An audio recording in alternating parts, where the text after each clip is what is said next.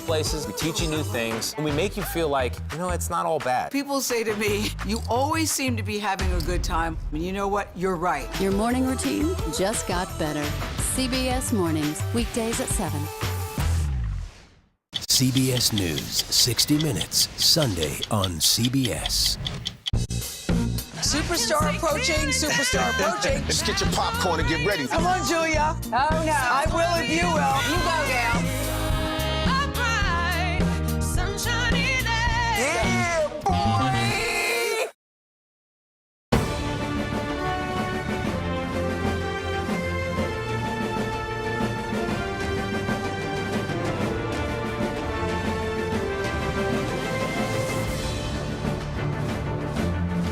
You can't love your country only when you win. Even though my side did very well, that doesn't mean we're not going to work together. Even if Kamala Harris had been our nominee, but she had gotten there through a competitive primary process, she would have been a much stronger candidate for president. No candidate for president has been clearer about what they're going to do in the simplest language possible. He's going to secure the border. He's going to bring down prices for energy and other things in America. Hello, everyone. I'm Major Garrett in Washington. Welcome to America Decides. It's great to have you with us. President-elect Trump and his team are, as you might expect, moving forward with transition plans for a second term. The president-elect and vice president-elect J.D. Vance, both at Trump's Mar-a-Lago home in Palm Beach, Florida. Businessmen Howard Lutnick and Linda McMahon, who served as the small business administrator in the first Trump term, will head up the transition team. They were announced in those positions this summer. We're now waiting to see what Trump's administration will look like and what policies might emerge on day one. It's worth noting, Trump won by broadening his coalition from 4 years ago in nearly every state with almost every significant demographic group. Today, President Biden addressed the nation for the first time since Election Day. He promised an orderly transition of power and called Harris's loss a, quote, setback. Setbacks are unavoidable, but giving up is unforgivable. We all get knocked down. But the measure of our character, as my dad would say, is how quickly we get back up. Remember, a defeat does not mean we are defeated. We lost this battle. The America of your dreams is calling for you to get back up. We start tonight with Robert Costa right here with me at the desk in Washington and Caitlin Huey-Burns in West Palm Beach, Florida. Caitlin, I want to begin with you. This is the time to watch those who go in and out of the transition headquarters. What are you seeing? What's most notable to you? Yeah, West Palm Beach is the place to be post-election time. This transition team is already at work, though I will say lots of staffers are really recovering from a sprint at the end of that campaign and a late election night. Here at our hotel, for example, Robert F. Kennedy Jr., who is also helping with the transition, has been holding court, been seeing him around a lot, too. And what's significant about this, Major, is that Trump is approaching this process of building out a government very differently than he did in 2016 for several reasons. I mean, obviously, he has done this before. He knows what he wants, but he also feels, as he has said publicly, burned by people that he had picked for his cabinet before. Many of those former officials were later critical of the former president, and some of them, even his former chief of staff, questioned his fitness for office. So he has said on the trail that he will do things differently. Loyalty, of course, with Donald Trump is always a big factor. But advisors have said they're looking for people who will implement his agenda. And what's really notable is that you saw the map that you just showed. He is also going to Washington with a Senate majority and a mandate for governing, given his sweep in the Electoral College, those battleground states, and he is on track to narrowly win the popular vote, which is something he wasn't able to do 8 years ago. So everything is happening here in West Palm Beach. In addition to those two that you mentioned leading the effort, Don Jr., his son, Eric, his son, are also leading this effort, as well as Vice President-elect J.D. Vance. Robert, I've written about this. You've written about this. There was no formal transition plan back in 2016. There was an effort put together by Chris Christie. The Trump team basically discarded that and started almost from scratch after winning, as you have said on election night, by surprise. It took everyone in that Trump inner circle by surprise. We've both written about this. It's fundamentally different this time. What are the implications of that difference? Well, if you don't mind me indulging, since you brought it up, back in 2016, it wasn't just kind of a brief transition away from Chris Christie's transition plan. You had Steve Bannon, the incoming White House chief strategist, as you know, call in Chris Christie and effectively fire him from the transition after Christie and his aides had put together these big briefing books and binders of all these personnel options for then President-elect Trump. And that was a signature moment in the sense of it told you everything about Trump, the team around him in 2016. He's tossing out the traditional Republicans, wants Bannon in there, but then Bannon doesn't get all the power. Reince Priebus comes in as chief of staff. There was this tension. What's so different this time around is nobody, based on what I've been told from people who are at Mar-a-Lago, is pulling any kind of stunt this time around. There's a new dynamic around Trump. There's a wider orbit. He's not just looking to Republicans to staff this administration. Robert F. Kennedy Jr., as Caitlin Huey-Burns said, part of the mix, among many others on Wall Street and in Silicon Valley, Elon Musk and his allies. But the dynamic with Trump is different. Trump used to tolerate these kind of acrimonious staff battles. Now, when you talk to Trump people, fear is not the perfect word, but they don't want to disrupt Trump, who at this point in his career and life has already been president and is in total command of his operation. So it's disciplined because they've been there before, and they also know that Trump's not going to tolerate some kind of sprawling thing.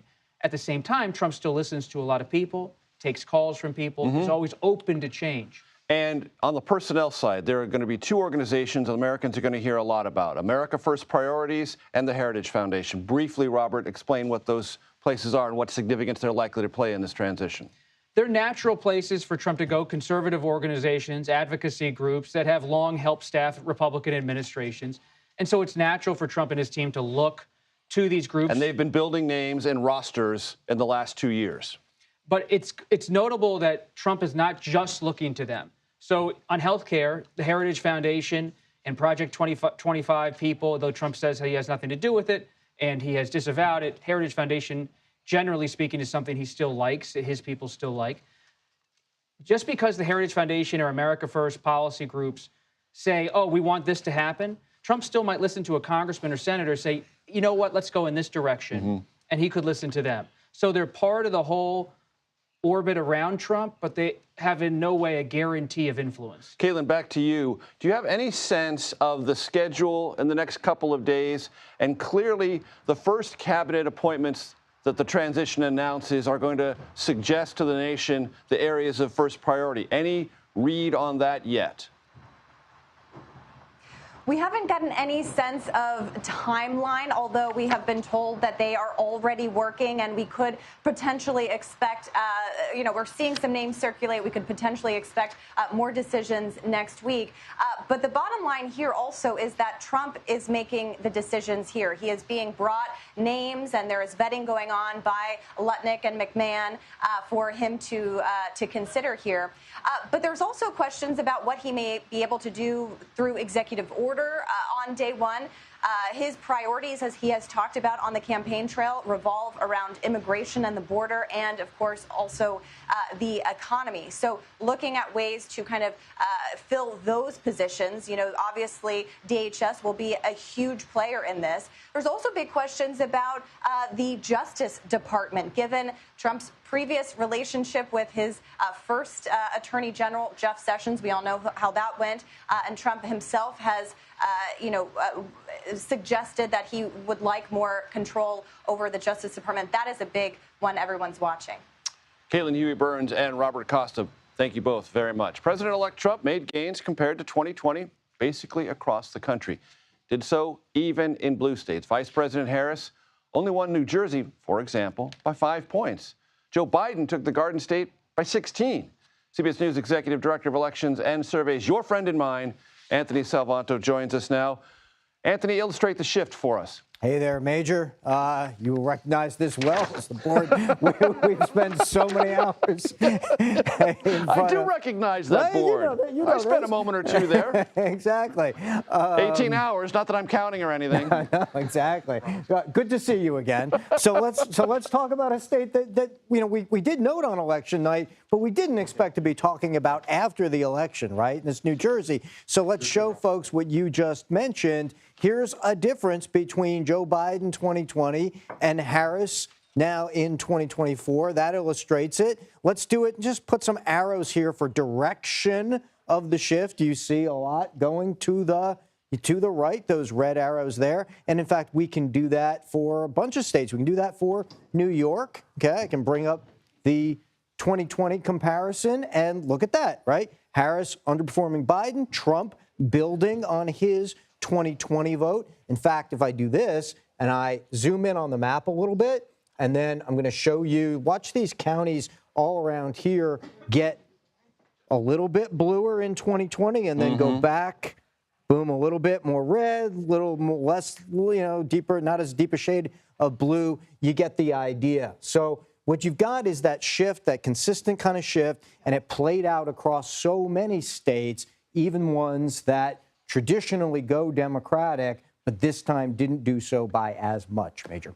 And Anthony, wasn't that suggested by the closeness of the national polling data as we got closer to Election Day? Yep. When we saw and consistently saw an even national vote, usually Democrats run up their margins in big states like New York, and that leads to a 2, 3, 4 point national edge, even if the battleground states go the other way. The evenness of that national vote in the pre-election polling, which turned out to be right, did portend this sort of national, even if small in some places, shift toward that evenness where the battleground states and the rest of the country started to move together, Major.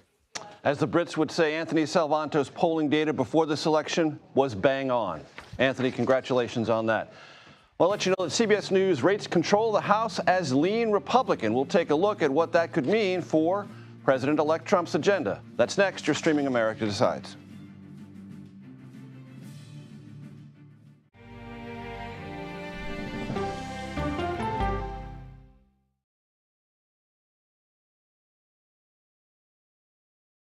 Come on, Julia. Oh, no. I will if you will. You go, gal. That's right. Let me see if you can find me. I want to make sure that my voice is heard, but also that I lift up other voices. You can't write a better script. Yeah, boy. It's gonna be a ride.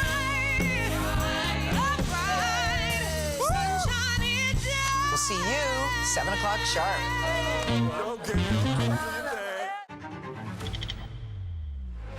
How fast do you think you were going? 195 miles an hour. This is incredible. How close did you actually come to being killed? That close. Is this brain surgery without a knife? It is. What risk do these children pose to Russia? I'm not sure the world is prepared for this change. Definitely not. Who's the best coach in college football tonight? Let me see a mirror. It's time for the CBS News original, 60 Minutes. Sundays on CBS and streaming on Paramount Plus. Go to the ends of the earth. Right now. We got something crazy. And reach for the stars. Here we are. Time. Yes, it's my comeback. Hey, this is pretty fun. But wait, there's more. Experience thought-provoking, I'm open to the idea of being a human being. innovative, and truly original reporting. Look through a telescope and go, wow. Because there's always something new under the sun on CBS Sunday morning. I'm a voracious consumer of information and constantly curious. I want to know the basic facts of every issue and to press into the heart of the matter. Information is the currency of democracy, and that's what we bring to the table every Sunday. When you need your sports news all the time, We've got breaking news to bring to you. CBS Sports HQ gives you a snapshot of all the sports that matter to you. Big news coming out of the NFL. A lot of movement in the rankings this week. With highlights What a finish at the final round of play. and in-depth analysis. Can they three-peat? Tony Romo joins the conversation. What can you say about this game? When you need your sports in a snap, We're bringing you that breaking news right here on HQ. find it on CBS Sports HQ. Streaming free anywhere you are. At this moment, terrorists could be plotting another attack. 9/11 triggered a counter-terrorist system that included a secret database. This person needs a closer look. A growing list of nearly 2 million people, including some Americans who say they're innocent. For 1 hour flight, I have to spend 6 hours to go and come back. CBS Reports explores the system, the people responsible for it, and those pushing for change. I'm not fighting against them. I'm fighting for them to do the right thing. The Watch List, now streaming on the free CBS News app. A CBS News investigation. People looking for love, finding their life savings gone. This could happen to anybody. And sometimes losing their lives. Anything for love. Now streaming on the free CBS News app.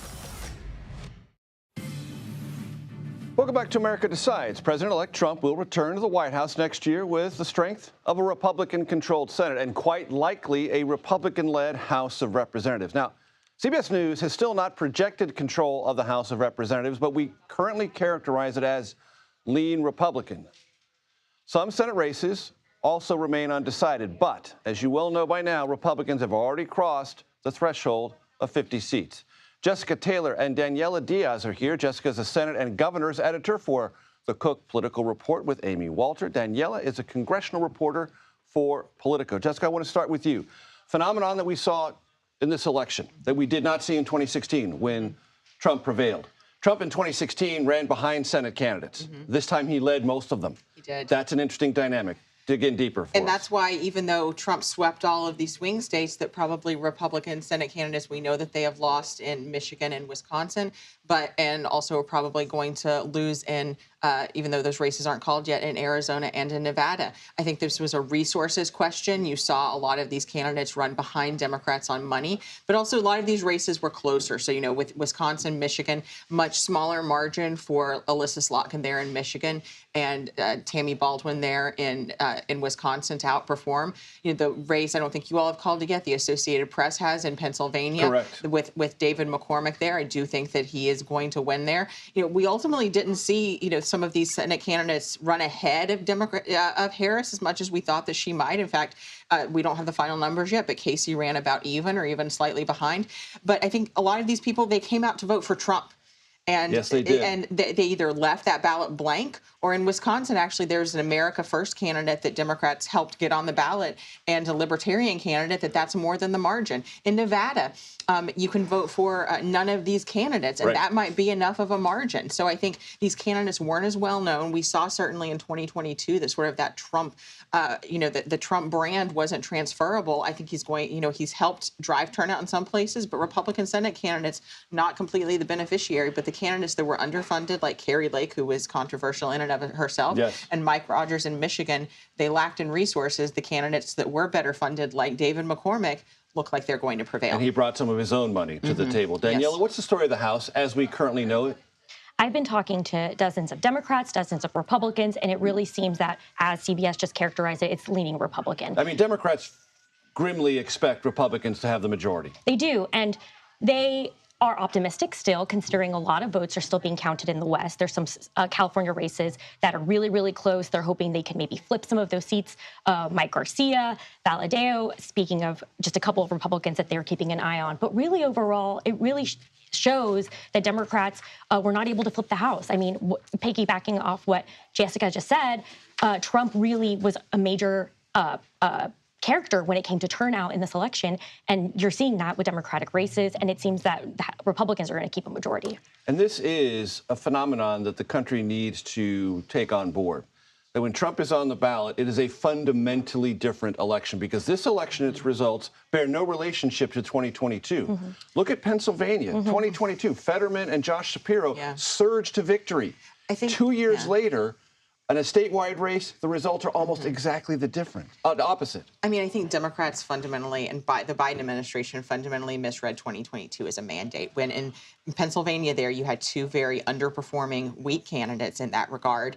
And so you had weaker candidates. Republicans recruited better candidates. They cleared the primary there in Pennsylvania, this time for David McCormick. They cleared the primary for Tim Sheehy in Montana. And they, you know, again, with the exception of Arizona, they were not sort of these fundamentally flawed candidates that they had. And I think, I think Democrats sort of took the wrong lessons away, that abortion was going to be the driving factor when in fact it was the economy, and that sort of Democrats broke that historic streak in 2022 in spite of where the Biden administration was. Danielle, I want to talk to you about something you wrote about Latino voters and the Democrats hemorrhaging in this subcategory of the American electorate, though a rising in importance category in the American electorate. What have you learned? What would you say are the biggest takeaways from what we saw Tuesday?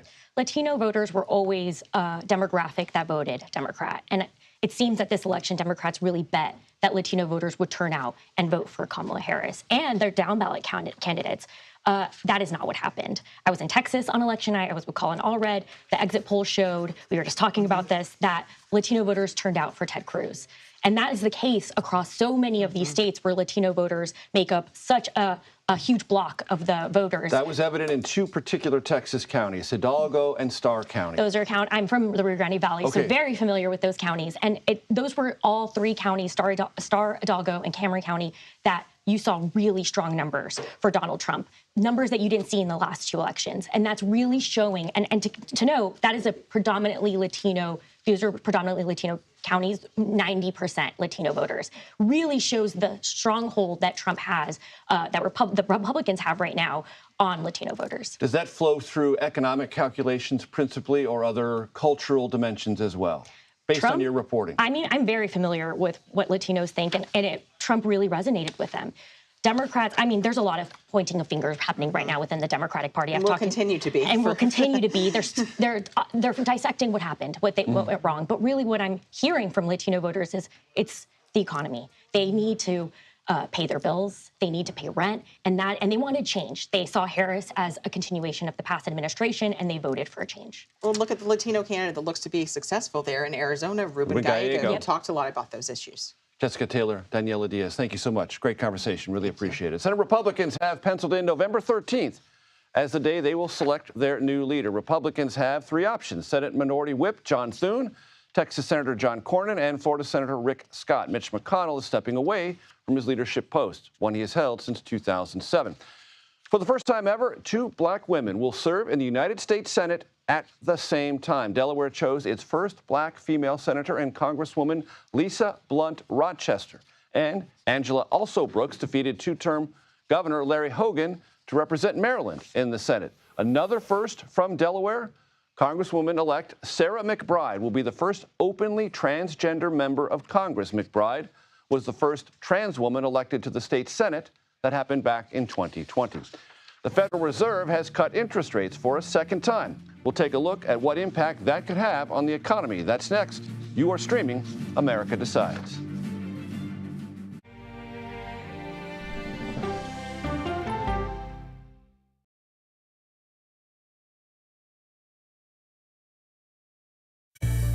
An original documentary from CBS reports. It was genocide, a deliberate effort by the United States government to eliminate the food source that was relied upon by Native American tribes. American bison were slaughtered and Native Americans displaced. And that's how tribes were subjugated to reservations and our lands were taken.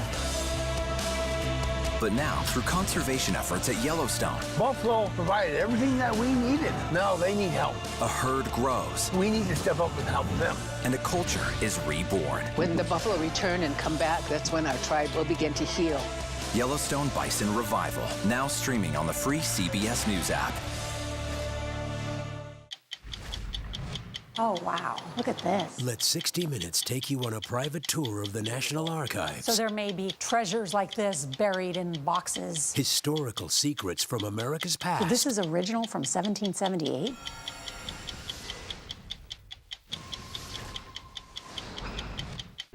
This case. It's like a screenplay, something straight out of Hollywood. But it's not fiction. It's 48 hours. Human remains found this week. 4 families shattered. There's no physical evidence. The mystery would haunt investigators for years. There's some questions that have to be asked and need to be answered. Like a John Grisham novel. A gripping true crime original. 48 hours. Now streaming on the free CBS News app. When you wake up in the morning, we want to be your go-to team. On our places, bright, shiny faces. Nate has one of the quickest minds I've ever seen. Put me in the game, coach. Tony has a way of making people feel comfortable. The best interviews feel like it's just a conversation with a neighbor. Hey. Gail has this unbelievable knack to ask a question that is the question that you're asking at home. I've been told I could talk to a tree, and that's pretty much true. I don't go to work in the morning. I go for coffee with my two good friends, and we talk about the world. Here we go. Your morning routine just got better. CBS Mornings, weekdays at 7. I'll see you in the morning.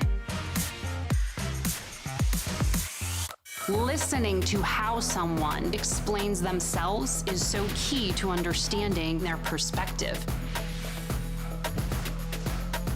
The grief of losing a child is immense. You can't breathe. After decades of the war on drugs, things have only gotten worse. Every shipment of fentanyl is a ticking time bomb. 50 times more powerful than heroin. CBS Reports goes deep into Mexico. What is your role in the Sinaloa cartel? To find out why the cartels keep getting stronger and wealthier. This is a war, but we're not fighting it. Our citizens are dying.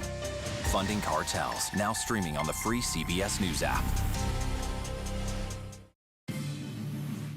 Welcome back to America Decides. Federal Reserve cut interest rates by a 1/4 percentage point just days after the presidential election. You might know inflation played a pretty significant role in that election. CBS News exit polling found 3/4 of voters felt that high prices were either a severe or moderate hardship for them in the last year. This despite the fact that statistically, inflation has been cooling. That's the difference between vibes and statistics, among other things. CBS News Money Watch correspondent Kelly O'Grady joins us now. Kelly, I want to play for the audience an interaction you had this afternoon with the chairman of the Federal Reserve, Jerome Powell. Let's play that. Many average Americans are still not feeling the strength of the economy in their wallets. So what's your message to them on when they might expect relief? So you're right that we say the economy is performing well, and it is, but we also know that people are still feeling the effects of high prices, for example. And the world went through a global inflation shock, and inflation went up everywhere, and it stays with you. It stays with you economically, and now we know politically. Your takeaway from the overall assessment of the Federal Reserve Chairman today about the rate move and the not too distant future. I mean, look, this is going to be a frustrating answer for folks to hear, but I think it's going to take time. And that's exactly what Fed Chair Powell said to me, that, look, this is going to take time for your wages to increase at a rate that is above inflation. Right. Wages have been increasing. They just haven't been keeping pace. And it takes time, Major. I mean, that's the unfortunate reality of it. He did say that, like, look, we don't discount how you're feeling, but it is simply going to take time. And so I think the message today is, look, we got another 1/4 point. And so there will be some relief, but yeah, you're not going to see those prices go down. That would be deflation. To what degree was the topic of America's economic future for the next year raised in the press conference today? Was there any talk of fear that the Federal Reserve Chairman might have a recession? So he did not say recession at all, right? It was kind of funny. You always like to watch the Dow when Chair Powell is speaking. Right. It goes up, it goes down. Yes. Nothing was different today. It was all over the place. He did say we're in a strong place when it comes to taming inflation. The labor market has cooled, but we are not going off a cliff. We're not in a recession. He did say we do see path to a soft landing. What he did say, though, is that we're in a wait-and-see mode. There is some economic uncertainty. He refused to answer questions about this next administration coming in, but we do know some of their inflation or their policies could be inflationary. Some of them could be very strong for the economy, but again, it comes back to that wait and see. And there has been a conversation in the Trump world about, and he said this himself during the campaign, well, if I'm reelected, I might want to be able to give strong advice to the Federal Reserve. I should have that prerogative. Did that come up at the press conference today? And is there any sense you have that the Federal Reserve feels under a Trump administration there might be more political heat? So it did come up, Major. Many of us tried to press Chair Powell, and he said— Good reporters that you are. We tried. He said, no, I'm not going to take any of those. I'm not going to take the bait there. Someone did ask him if the president asked him to resign, what would he say? And he said no. Very simple answer. Now, the president has mentioned that he would want to have a say in interest rates. He did walk those comments back, to be fair, and said, look, that doesn't mean I'm calling the shots. So even if Chair Powell were to be replaced when his term is up, May 2026, he's still got over a year, I do think that there's 12 people, there's 12 on that board of governors that would still be a part of those decisions. So I don't think there's a concern that Trump would be running the Federal Reserve. Important perspective, very valuable. Kelly O'Grady, thanks so very much. President Biden promises an orderly transition. His message to Democrats as Republicans get ready to take control of the nation's capital. Our Nancy Cordes is at the White House, and we'll have more on that next, right here on America Decides.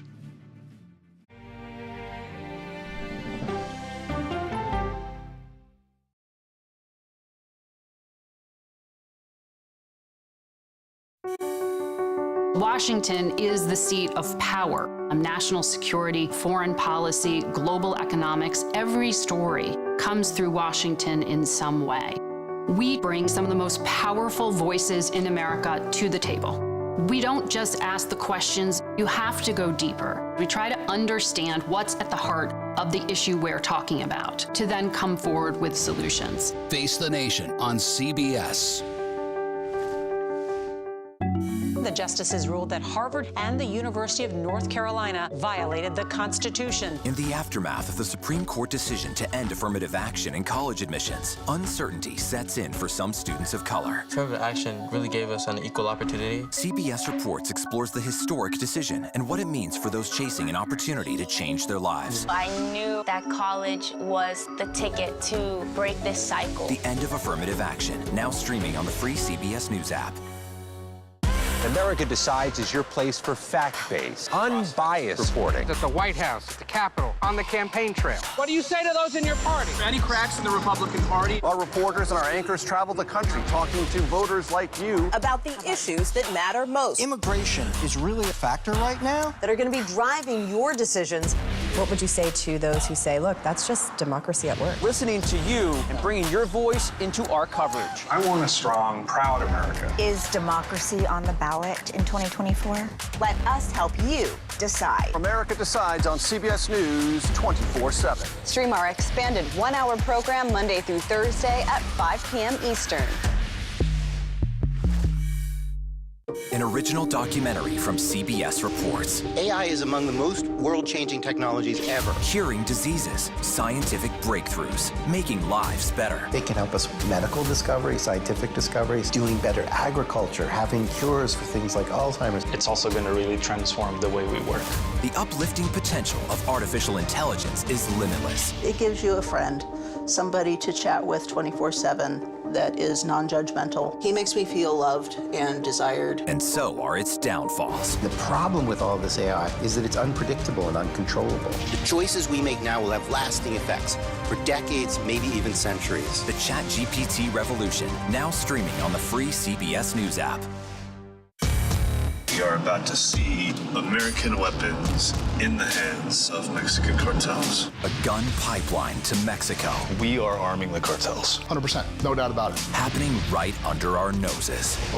Who's doing something about this? Nobody. A CBS Reports exclusive. Most Americans have no idea that we are effectively arming the enemy next door. This is the story the American people need to know. Arming cartels, now streaming on the free CBS News app. I will do my duty as president. I'll fulfill my oath, and I will honor the Constitution. On January 20th, we'll have a peaceful transfer of power here in America. That was President Biden making the same promise Vice President Harris made yesterday, a conflict-free transition from one administration to the other. Nancy Cordes joins us from the White House to break that down for us. Nancy, what does that look like, and what did the president mean today?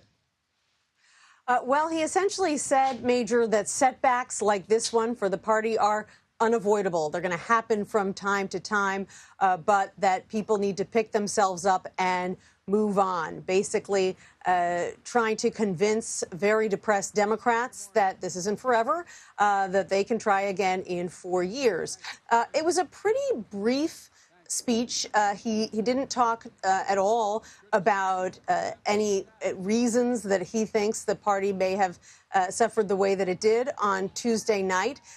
He said that he had invited President Trump to the White House, that he was going to assist in any way he could with the transition. And he made a point, Major, of noting that, as ever, the election system was safe and secure. On Tuesday, he said he hoped that that would put to rest any notion out there on the right that somehow elections and election workers in this country have something wrong with them. And as far as what remains of the Biden presidency, any clarity on either what the president will try to do during the lame duck session or any other business before he departs? Yes, we do have some indications. The White House press secretary telling us today, Major, that he wants to work on getting as many of his judicial nominees confirmed, because obviously once President Trump takes over, he's going to be pushing a very different slate of nominees. He is also going to work to get more disaster relief for hurricane victims passed in the next couple of months, and he will continue to surge aid to Ukraine, knowing that, again, President Trump has a very different view of that crisis than President Biden does. Nancy Cordes at the White House for us. As always, thank you very much. Peggy Collins and Deepa Shivram join us now. Peggy is Bloomberg's Washington bureau chief. Deepa is White House correspondent for NPR. So, Peggy, I want to start with you. Your takeaways of the election briefly, and that we have a peaceful transfer of power as we used to have, except for 4 years ago.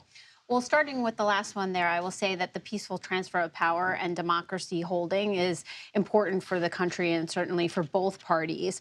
In terms of the election takeaways, I would say one of the things we're covering most is the impact of inflation. The inflation we saw after COVID was the highest in 40 years that Americans had seen. Some had never seen it in their lifetimes. And we're hearing time and time again, as we did on the campaign trail, that the economy was the #1 issue, and particularly because people saw every day prices on household goods like food, gas, energy bills really come to the forefront in terms of what mattered when they went to the polls. And Deepa, when I traveled the country, people who were concerned about this would give me tabulated differences in the price of certain consumer goods. They would also mention rent or mortgage payments with interest rates or insurance. It wasn't just at the grocery store.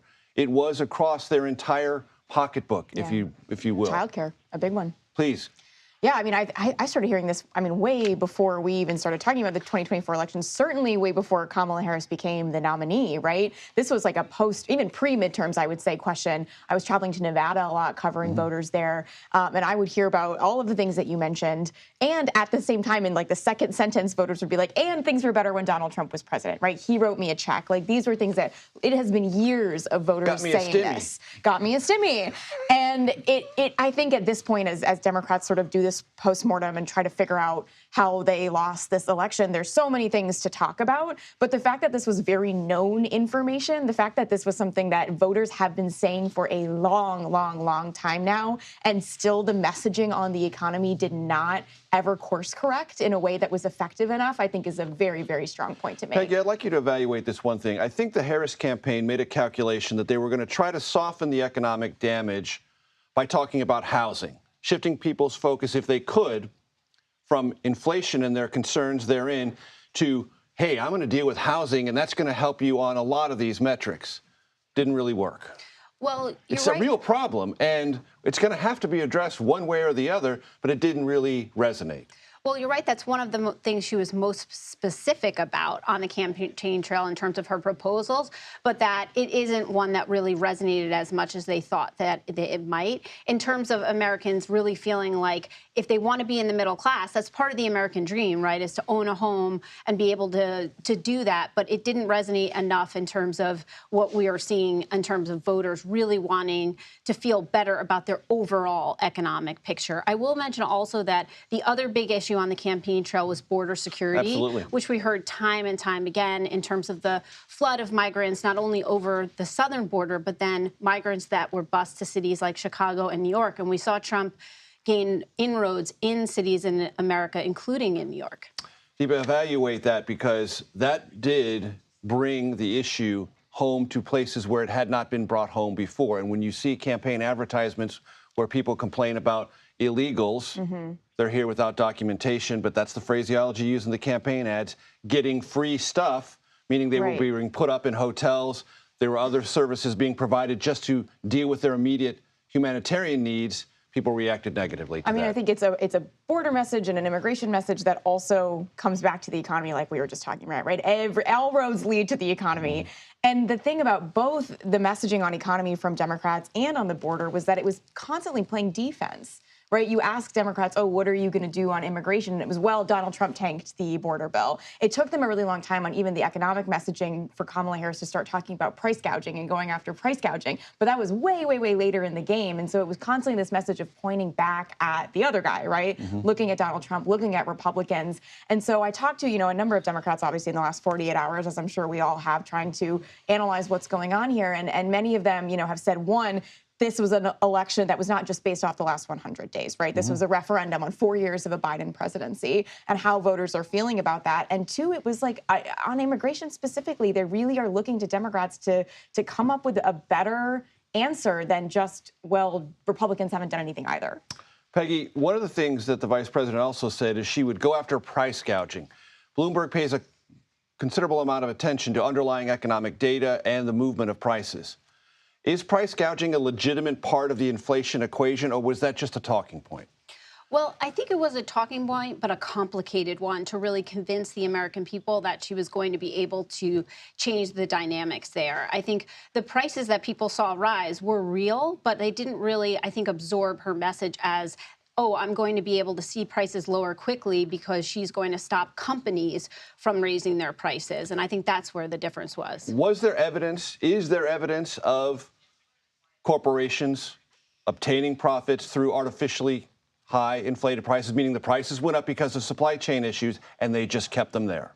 Well, I think what our reporting showed was companies were feeling the hit from supply chain, but that they were actually trying to compensate for, in most cases, for those additional costs, as opposed to potentially just milk the consumer. So I think that's, again, the area that was a bit complicated for American consumers to see how it would fix the problem quickly. Peggy Collins and Deepa Shivram, thank you so very much for your time. Appreciate it. The economy was, of course, a major issue for a good number of voters, and some may have already begun to benefit from former President Trump's win. That would be the world's 10 richest people. We'll take a closer look at that next. You're streaming America Decides.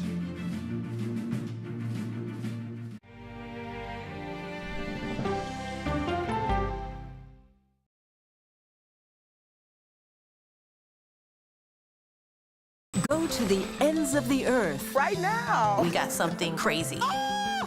And reach for the stars. Here we are. Time. Yes, it's my comeback. Hey, this is pretty fun. But wait, there's more. Experience thought-provoking. Welcome to the idea of being a human being. Innovative and truly original reporting. Look through a telescope and go, wow. Because there's always something new under the sun on CBS Sunday morning. At this moment, terrorists could be plotting another attack. 9/11 triggered a counter-terrorist system that included a secret database. This person needs a closer look. A growing list of nearly 2 million people, including some Americans who say they're innocent. For 1 hour flight, I have to spend 6 hours to go and come back. CBS Reports explores the system, the people responsible for it, and those pushing for change. I'm not fighting against them. I'm fighting for them to do the right thing. The Watch List, now streaming on the free CBS News app. Don't miss true crime anytime you want, anywhere you go. With the 48 Hours podcast. Real crimes, real lives, real justice. There's some questions that have to be asked and need to be answered. Listen to 48 Hours on Apple Podcasts. An original documentary from CBS Reports. Imagine yourself in Manhattan with no police, no army, no mayor. The people of Haiti stare down poverty, corruption, natural disasters, and violence. 90% of the guns that are used by gangs in Haiti are American guns. But with an unbreakable spirit and eternal optimism. There are days where I cry, but we can't be discouraged. We still believe in Haiti. They're still able to look ahead with hope. Haiti is on the brink of transformation, a radical shift. Haitians are coming together and saying things must change. Fighting for Haiti, now streaming on the free CBS News app. Hey there, welcome to The Uplift. I thought she was a groom, and I stepped back and I went, oh, you're the queen. She's going to be with me every instant that I'm alive. I just wanted to see if you'd go to Disneyland with me today. I look over at him and he's smiling. I'm going to remember that the rest of my life. They told us when he was going to be born, he was only going to live for 30 minutes. It's really a miracle that he's with us today. The Uplift. Stream now on the free CBS News app. When you wake up in the morning, we want to be your go-to team. On our places, bright, shiny faces. I don't go to work in the morning. I go for coffee with my two good friends, and we talk about the world. Your morning routine just got better. CBS Mornings. A CBS News investigation. People looking for love, finding their life savings gone. This could happen to anybody. And sometimes losing their lives. Anything for love. Now streaming on the free CBS News app. Welcome back to America Decides. I have some breaking news to share with you. The Trump transition team has just announced that Susie Wiles will be President-elect Trump's chief of staff. Susie Wiles was a significant member of the Trump campaign. Significantly, in 2016, she was the head of the Florida operation for the successful Trump campaign then.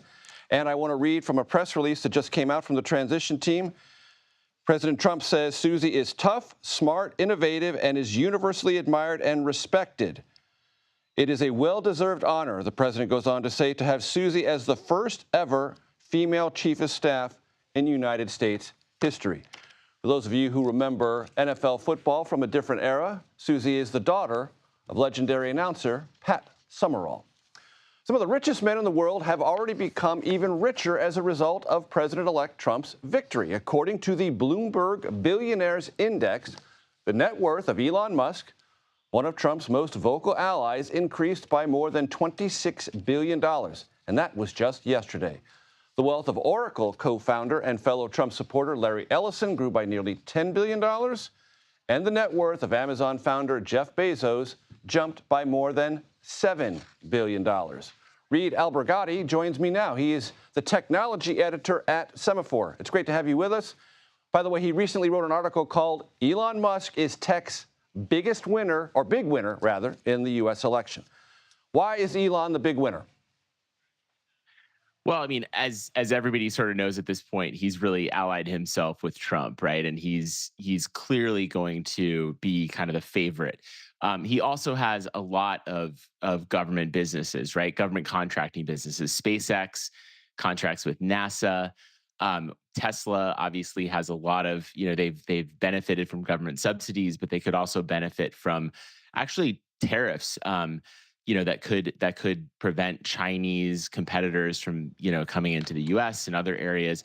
And I think the most interesting area that's sort of the least understood is that he's got this AI company, XAI, which is trying to build massive data centers that are going to require energy hookups, potentially even, I guess, Commerce Department allowances to go to other countries like the UAE and build data centers there where the energy is cheaper. So it's going to be really interesting to see what happens. Reed, I'm really glad you brought up artificial intelligence. I'm going to make a prediction. This will be the last presidential election conducted in this country in which artificial intelligence is not a significant, if not dominant, issue in terms of its effect on economy, jobs, technology, and even culture. Do you agree with me on that? I totally agree with you on that. I think this is going to be also sort of a pivotal time, the next 4 years for AI. I think there's, we're in a race with China. The U.S. is in a race with China. I think the Trump administration is going to want to, dominate in AI, and the policies that they choose to kind of reach that goal are just, it's unpredictable, but I think will be a huge deal out here in Silicon Valley. Talk to my audience about Peter Thiel and J.D. Vance and the connection therein and what relevance it may have in the future Trump administration. Yeah, I mean, Thiel and Trump had a bit of a falling out. Mm-hmm. I think J.D. Vance is, who's kind of a protege of Thiel's, is kind of like the the way back in, I guess, to the Trump circle. But I hear less about Thiel these days when it comes to this administration. I'm sure that he'll have some input. I'm sure there'll be, connections there. But really, I mean, Elon Musk, who, also is connected, he's part of the same, quote unquote, PayPal mafia that Thiel's in, I think is really the one to watch. And when you say Elon is the one to watch, do you expect him to have a seat, a regular seat, either directly or indirectly at the governing table in a Trump administration? Well, Trump has said that he's going to, put him in charge of essentially cutting costs in the federal government. I mean, we'll see if that actually happens. I think, a lot of things have been said in the run up to the election, and I think Trump is just famously mercurial and unpredictable. I've heard some people predict that, they both have giant egos and they will eventually clash and have a falling out. I have no idea if that's true, but I get a sense that this is less about Elon, I think having a seat inside the government and more about how his sort of empire of businesses will benefit from, I think, favorable treatment that I think is somewhat logically expected, just given how, he put tens of millions of dollars into, these super PACs that supported Trump. Reed Albergati, thank you very much for your perspective. Really valuable. The bro vote, as it's been called, did Donald Trump a solid on Election Day, and that's putting it mildly. How a 78-year-old was propelled to the victory by men in their 20s. That's next. You're streaming America Decides.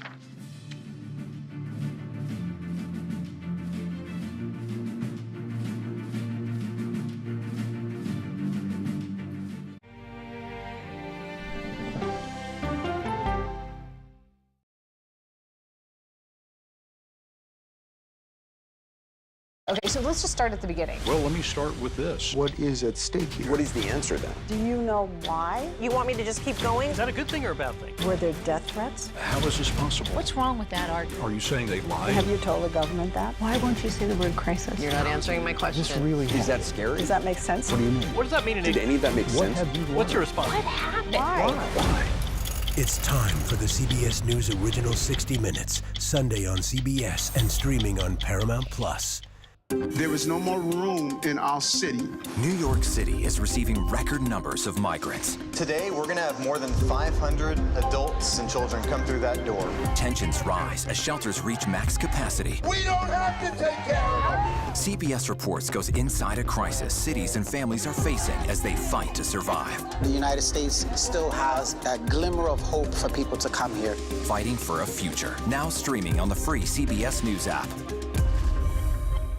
An original documentary from CBS Reports. Since you started La Soup in 2014, do you have any sense as to how much food you've rescued from the landfill? We've rescued 4.5 million pounds. I can't even fathom how much food that is. And that's one little person in one little city in America. We're going to call this chicken piccata. We did 450 of these meals today. This is the exact dish that you and I are going to have. Yep. Oh, really good. Is it good? Mm-hmm. Having a plan of how to keep people fed should be in every single city. So if we eliminated food waste, could we eliminate hunger? Yes. Eating Trash, now streaming on the free CBS News app. America Decides is your place for fact-based, unbiased reporting. At the White House, at the Capitol, on the campaign trail. What do you say to those in your party? Any cracks in the Republican Party? Our reporters and our anchors travel the country talking to voters like you about the issues that matter most. Immigration is really a factor right now that are going to be driving your decisions. What would you say to those who say, look, that's just democracy at work? Listening to you and bringing your voice into our coverage. I want a strong, proud America. Is democracy on the ballot in 2024? Let us help you decide. America Decides on CBS News 24/7. Stream our expanded one-hour program Monday through Thursday at 5 p.m. Eastern. When people say who's first to get in the morning, that would be me. Morning news matters because it sets the tone for your day, and it's a way of getting you started. Day to day, that first draft of history, it happens right here. We're going to uplift you. We're going to send you out your way. We take you places, we teach you new things, and we make you feel like, it's not all bad. People say to me, you always seem to be having a good time. And you know what? You're right. Your morning routine just got better. CBS Mornings, weekdays at 7. I want to thank the Nelt boys, Aiden Ross, Theo Vaughn, Bustin' with the Boys, and last but not least, the mighty and powerful Joe Rogan. Welcome back to America Decides. That was UFC CEO Dana White on election night, highlighting former president, now President-elect Trump's strategy of going on podcasts that targeted young male voters of all ethnicities. CBS News exit polling finds that the president-elect won white men under 30 by 7 percentage points. I want to bring in Peter Hamby. He is the host of Snapchat's Good Luck America. He is also a partner at Puck News, and for whatever this might be worth, I urge you to read Puck when you can. Peter, great to see you. Thanks for joining us. Great to be here on Bussin' with the Boys with you, Major. So we've had you on the show throughout the campaign to talk about the outreach to the so-called and possibly overhyped bro vote. Evaluate. Yeah, look, I think that narrative has captured a lot of attention because it is the biggest shift if you look at voters under 30 compared to just 4 years ago. And of course, the 2016 election and both of Obama's elections before that. But we should point out Kamala Harris also underperformed compared to Joe Biden in 2020 among young women. Among young Latinos, among young Black voters. And she was supposed to win young women by 30 points. According to the Harvard Youth Poll, she won them by 20. So it's not just them. It's worth pointing out, I think, because a lot of Democrats are doing soul searching right now about how to win back men and win back young men, that this is not an overnight project. You can't just say, oh, let's put our candidate on Joe Rogan and see what happens. Donald Trump has been doing this for years. And it's also just adjacent to other cultural shifts that are happening in the job marketplace, on campuses, in the media. They all sort of dovetail together. So as Democrats look forward on how to get young men back, they need something to say about the economy, specifically in this case, in this election, before also going into those spaces. But those spaces aren't also super welcoming to Democrats in certain ways. I would say Joe Rogan is and Theo Vaughn is, but it's a complicated path ahead for Democrats for sure.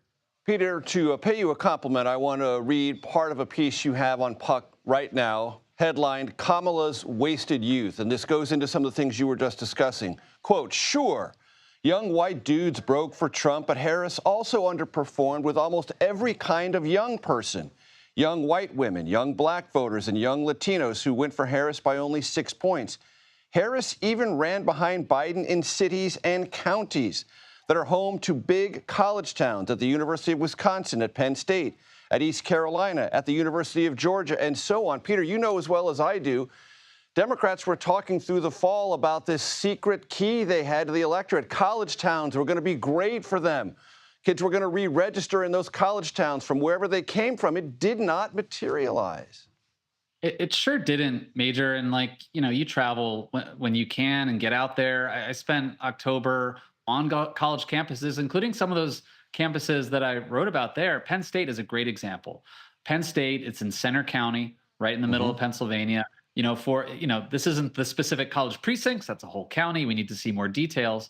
But Joe Biden won that county in 2020 by 6 points. Donald Trump won Center County, where Penn State is located this time. Part of that is Turning Point USA. Charlie Kirk's young conservative group made some investments there. But I think, again, there's just broader cultural and political shifts happening among young men. And if you go look at a bunch of counties like the ones I just mentioned, Clark down in Georgia or Dane County in Wisconsin, she ran at parity or behind where Joe Biden was last time. Kamala Harris ran worse among young voters than Hillary Clinton did, Major. So for all of the hype about TikTok and Brat Summer, she wasn't really sealing the deal, despite changing the vibes and the energy around young voters. When she replaced Joe Biden on the ticket, she did worse than Hillary Clinton did, who was almost infamously remembered as someone who was very stiff and unrelatable to younger voters. So it's not just her. I think she ran the best campaign she could in that situation. Democrats just have a longer road to go to inspire young voters again, especially with economic circumstances that don't really favor them right now. So many of the young voters I talked to, Major, were scared of graduating into an economy where the rent would be too high and they couldn't afford day-to-day living. Rent and day-to-day living. Peter Hamby, as always, a pleasure. Thanks so much. Thanks, Major. Let's talk about clarity. I see that word mentioned a lot about this election. Some variation of, well, at least the results were clear. Excuse me? The result of the 2020 election was clear. Biden won. And Trump supporters, hear me now. In your well-deserved elation and glee, remember this. Trump told you and the world his was a great comeback. No one comes back from victory. You only come back from defeat. Trump was defeated in 2020. You know what? He told you so Wednesday morning, and that means January 6th and all of its ceaseless pain, prosecutorial and otherwise, utterly unnecessary. Also, Trump has received 2 concession calls in 2 presidential elections. He has never placed one.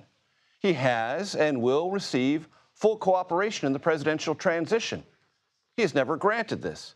Who cares, I can hear Trump advocates say. He won anyway. Yes, he did. He won. He obtained power by ignoring core American values around power, concession and defeat, cooperation, and presidential transition. Power is seductive. Gaining it by flouting norms, doubly so. But sooner or later, as we all know, seductions come with a price. Caution is advised. That does it for today. We'll be back with another edition of America Decides Monday at 5 p.m. Eastern. The Daily Report starts right now.